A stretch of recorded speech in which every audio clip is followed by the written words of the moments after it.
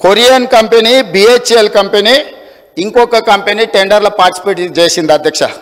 జార్ఖండ్లో 18% less. Same తెలంగాణలో ఏ తారీఖు నాడైతే అంచనా రేట్లకు తెలంగాణ ప్రభుత్వం బిహెచ్ఎల్కు కాంట్రాక్ట్ ఇచ్చిందో సేమ్ సమయంలో, నేను తారీఖు కూడా మీకు చెప్తా అధ్యక్ష, 2017 అధ్యక్ష, జూలై 18, 2017 సేమ్ సందర్భంలో జార్ఖండ్ ప్రభుత్వము క్లియర్గా 2400 మెగావాట్ల విద్యుత్తు ఉత్పత్తి చేసే టెండర్ పిలిస్తే, సూపర్ క్రిటికల్ టెండర్ మీద వాళ్ళు టెండర్ పిలిస్తే బిహెచ్ఎల్, దుసాన్ అనే కొరియన్ కంపెనీ, ఎల్ఎన్టీ కంపెనీ 3 టెండర్ల కాంపిటీషన్లో పాల్గొన్నాయి అధ్యక్ష.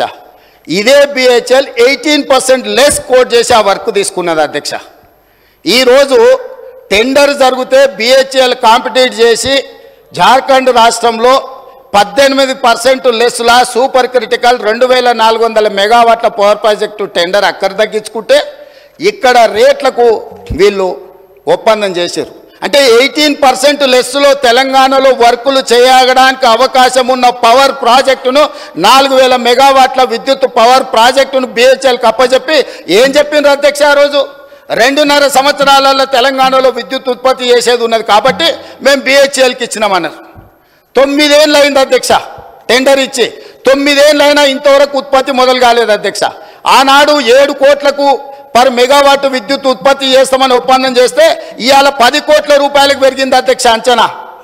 కొన్ని వేల కోట్ల రూపాయల కుంభకోణం జరిగింది. కుంభకోణానికి కారణం అక్కడ మాట్లాడేటైనా వాళ్ళ గురువు గారు దోపిడీకి ఏ విధంగా మొత్తం రాష్ట్రాన్ని జొర్రేయచ్చో, ఏ విధంగా దోసుకోవచ్చో వీళ్ళు చేసిన ప్రయత్నాలను, అది జార్ఖండ్ ఛత్తీస్గఢ్ నుంచి పవర్ పర్చేజ్ అగ్రిమెంట్లో జరిగిందేంది, యాదాద్రి భద్రాద్రిలో సబ్ క్రిటికల్ టెక్నాలజీ, గుజరాత్కు సంబంధించిన ఇండియా బుల్ అనే కంపెనీ సబ్ క్రిటికల్ టెక్నాలజీతోని 1000 మెగావాట్స్కు పర్చేజ్ అగ్రిమెంట్ ఇచ్చింది అధ్యక్ష బిహెచ్ఎల్కు.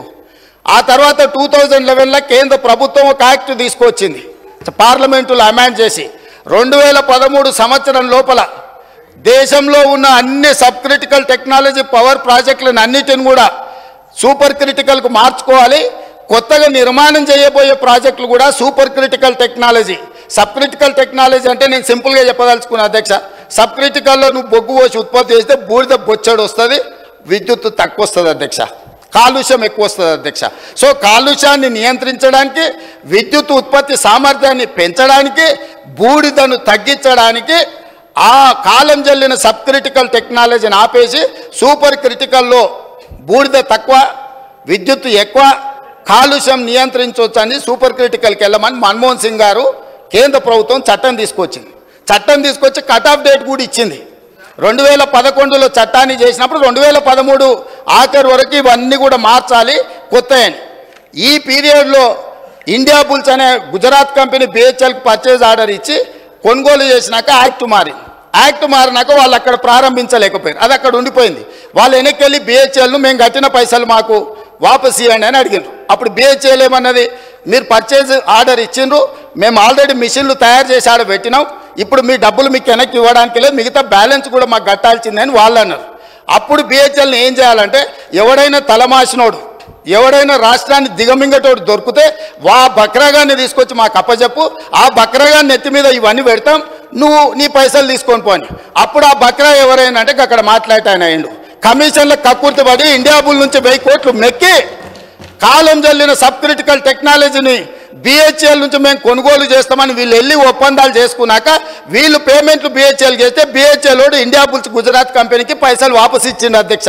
అంటే ఇండియా బుల్స్కు వీళ్ళకు మధ్యలో జరిగిన ఒప్పందం, జరిగిన అవినీతి లావాదేవీలు, చీకటి వ్యాపారాలు, దాంట్లో భాగంగానే ఇండియా బుల్స్ కంపెనీని బెయిల్ అవుట్ చేయడానికి వీళ్ళు బిహెచ్ఎల్ దగ్గరకు పోయి కాలం జల్లిన టెక్నాలజీని నామినేషన్ బేసిస్ మీద బిహెచ్ఎల్కి ఇచ్చి తెచ్చిండ్రు అధ్యక్ష.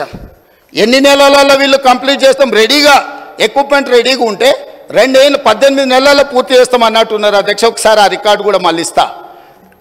ఆ రోజు అన్నాడు ఇక్కడి నుంచే, మేము అర్జెంటుగా తెలంగాణలో విద్యుత్ కోతల్ని నివారించడానికి ఈ సబ్ క్రిటికల్ టెక్నాలజీని కూడా మేము తీసుకున్నాం, అవసరమైతే ఎన్ని వేల కోట్లు ఖర్చు అయినా తెలంగాణకు మేము విద్యుత్ ఇవ్వదలుచుకున్నాం అని చెప్పి ఇచ్చిండు అధ్యక్ష. కానీ భద్రాద్రి కొత్తగూడెంలో నిర్మించిన భద్రాద్రి పవర్ ప్రాజెక్ట్ ఎన్నేళ్ళకు పూర్తయింది అధ్యక్ష? ఇవాళ కూడా నీళ్ళు వస్తే నీళ్ళలో మునుగుతుంది అధ్యక్ష. కట్టాల్సింది ఎక్కడ కట్టాలనో అక్కడ కట్టలే, తీసుకోవాల్సిన అనుమతులు తీసుకోలే, పర్యావరణ అనుమతులు తీసుకోకపోవడం వల్ల ఎన్జీటీ 16 మంది అధికారులను ప్రాసిక్యూట్ చేయమని ఆర్డర్ ఇచ్చింది అధ్యక్ష. వీరు పుణ్యమా అని పనిచేసిన అధికారులు జైలుకు పోయే పరిస్థితి వస్తే ఇవాళ రిటైర్ అయినరు, వాళ్ళు బిచ్చమెత్తుకొని తిరిగే పరిస్థితి వచ్చింది అధ్యక్ష వీళ్ళు చేసిన తప్పుడు పనికి. సో ఇవాళ భద్రాద్రి కూడా దాదాపుగా 6.5 కోట్లకు పర్ మెగావాట్ ఉత్పత్తి చేయాల్సింది 10 కోట్ల రూపాయలకు అంచనా పెరిగింది. 1000 మెగావాట్ల విద్యుత్ ప్రాజెక్ట్ 6,000 కోట్ల రూపాయలతో పూర్తి చేయాల్సింది ఇవాళ దాని అంచనా 10,000 కోట్ల రూపాయలకు పెరిగింది. 2 ఏళ్లలో పూర్తి చేయాల్సిన పని 8 ఏళ్ళు పట్టింది అధ్యక్ష. ఇది వీళ్ళ ఘనకార్యం. యాదాద్రి సేమ్ బిహెచ్ఎల్కి ఇచ్చి బిహెచ్ఎల్ నుంచి వెనకంగా సివిల్ వర్కులు మొత్తం వాళ్ళ బినామీలకు టెండర్లు ఇప్పించుకొని 1000 కోట్ల రూపాయల కుంభకోణం పాల్పడ్డారు అధ్యక్ష. ఇవాళ ఇట్లాంటి తప్పుడు పనులు చేసి ఈ తప్పుడు పనుల మీద ఇవన్నీ ఎవరికి తెలియదు అనుకొని అక్కడి నుంచే నిలబడి